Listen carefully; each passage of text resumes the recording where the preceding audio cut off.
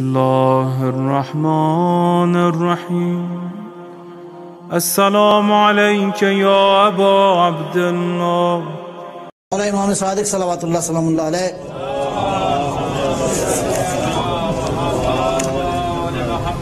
کی حدیث مبارکہ ہے، معروف علماء بیان فرماتے ہیں، آپ کے صحابی ہیں زرارہ بن اعین، بہت ہی ثقہ اصحاب میں سے ایک صحابی ہیں۔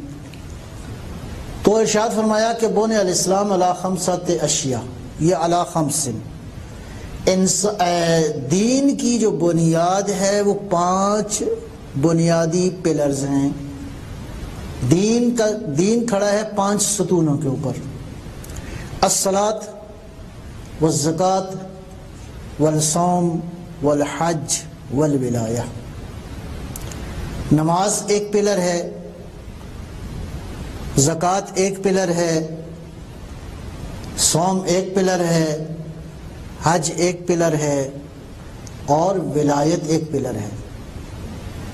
آیا سوال یہ پیدا ہوتا ہے کہ آیا یہی نماز ہے جو پلر ہے دین کا، یہ جو ہم پڑھتے ہیں؟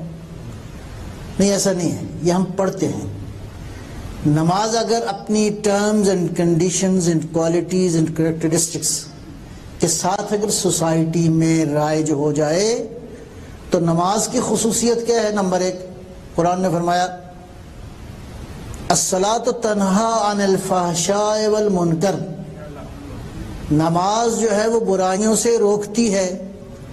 اس کا مطلب ہے نماز اگر حقیقی شکل میں معاشرے میں قائم ہو جائے تو نماز والا معاشرہ یعنی بغیر گناہوں کے معاشرہ، یعنی پاکیزہ معاشرہ، یا نماز اگر قائم ہو جائے تو الصلاۃ معراج المومن، نماز کی حقیقت یہ ہے کہ انسان کا رابطہ اپنے اللہ سے، اپنے مالک سے اتنا مضبوط ہو کہ زمین کے اوپر یہ انسان اس معراج کی، اس فضیلت کی حقیقت کو پا سکتا ہے۔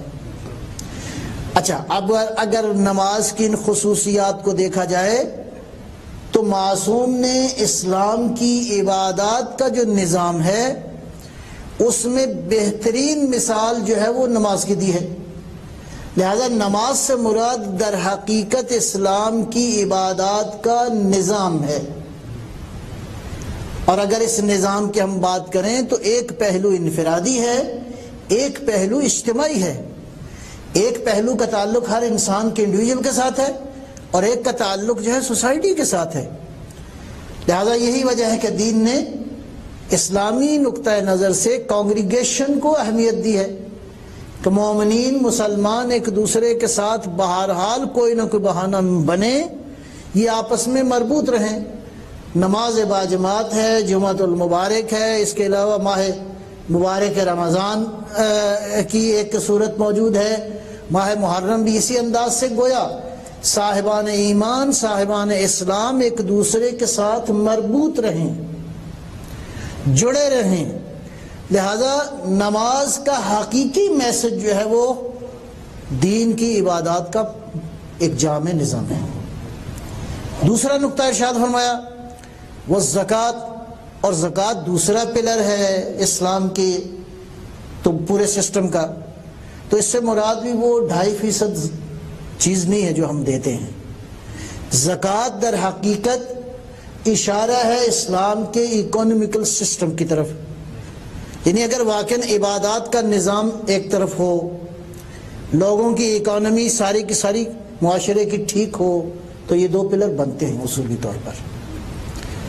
آگے جو ارشاد فرمایا وہ صوم بھی اسی طرح ہے۔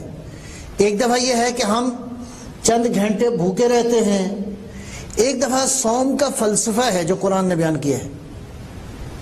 ایک جگہ تو قرآن کہتا ہے لعلکم تتقون، یہ اللہ نے روزے اس لیے فرض کیے ہیں کہ ساری سوسائٹی صاحب تقوی ہو جائے۔ صوم در حقیقت قوموں کے اندر، ملتوں کے اندر پامردی، شجاعت، استقلال اور حریت کا جذبہ پیدا کرتا ہے۔ در حقیقت صوم جو ہے، روزہ انسان کو اپنی باطنی اور اپنی ظاہری دشمن کے خلاف لڑنے کی طاقت دیتا ہے۔ انسان بھوکا ہو تو اسے پتہ چلتا ہے کہ دنیا کے پسے ہوئے انسانوں کو مجھے کیسے خیال رکھنا ہے۔ در حقیقت صوم جو ہے وہ آزادی اور حریت، گویا بالفاظ دیگر آزادی اور فریڈم کا حقیقی کانسیپٹ جو ہے وہ آپ کو روزہ عطا کرتا ہے۔ فریڈم کا وہ تصور نہیں جو آج دنیا کے اندر، اس فریڈم کا معنی ہے انسان کی خواہشوں کا بازار کھلا ہو، انسان کی خواہشوں کے دروازے کھلے ہوں۔ خواہشات انسانی انسان کو انسان نہیں بناتی، انسانیت کے دائرے سے نکال دیتی۔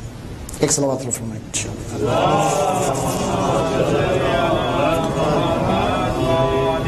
والحج، حج کے بارے میں عرض کروں، قرآن کریم کی جو آیات ہے اگر اس کو گہری نظر سے دیکھا جائے تو قرآن نے حج کے حوالے سے لکھا ہے قیاما للناس، مثلا امنا للناس، مثلا مثابتا للناس۔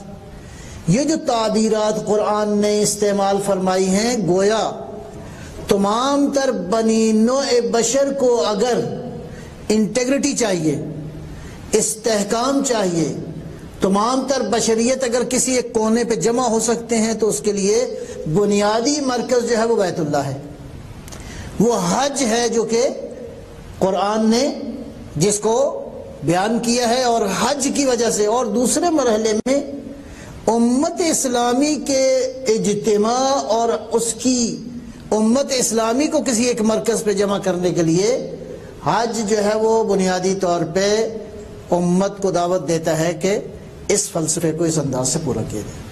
تو خوب نماز، زکوٰۃ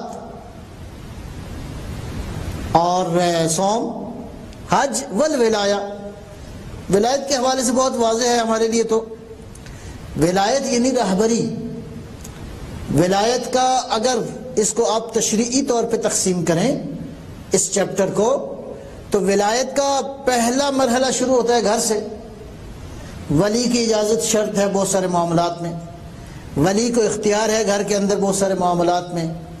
اسی طرح یہ معاملہ تھوڑا سا اگر وسیع سطح پہ معاشرتی سطح پہ لیا جائے تو حاکم شہر کو بہت سارے ولایت کے اختیار حاصل ہیں۔ اور اسی طرح یہ ولایت بے ایمانہ، وہ جو ولی ہے گویا یہ اس کے ذمے ہے کہ جو اس کے ماتحت افراد ہیں ان کے معاملات کو مینیج کرنا۔ تو ولایت بہت واضح ہے کہ اس سے مراد جو ہے وہ راہبری ہے، لیڈرشپ ہے۔ اور عام دنیا کے اندر بھی آپ دیکھتے ہیں کہ کوئی بھی سسٹم اگر کوئی جواب دینا چاہے، کوئی بھی سسٹم اگر اپنی حقیقت میں اس کی امپلیمنٹیشن کی شکل کو آپ دیکھنا چاہتے ہیں تو اس کی بنیادی وجہ لیڈرشپ ہے۔